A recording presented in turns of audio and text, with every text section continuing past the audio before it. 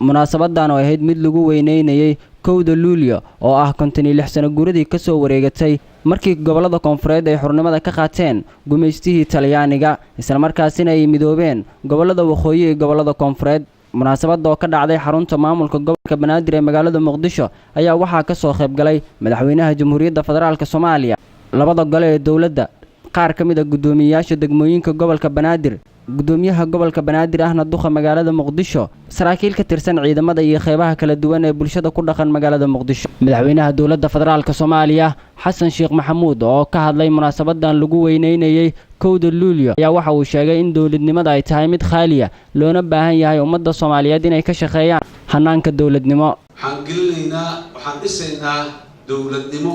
midnimo haddii alla yiraahdo qof walba uu garanayo meeshaasi haddii la taabto meel dhib badan ka imaanay inay tahay oo in la dhowro la ilaaliyo laga taxadiray u baahan tahay inay tahay waana inaan dareenka noocaas ku abuurnaa carruurteena inta ay yaryar yihiin iskuulaadka joogaan inaan ku abuurnaa laana kuwa iskuulka fadhiyo ee baqtaada la barayo waaye kuwa bidi dalka xukumi doona ee madaxweyne iyo wasiir iyo ra'iisul wasaare iyo taliye wax walba ka noqon doona waa iyagaas. marka iyagaas inaan maskaxdooda gelidsiino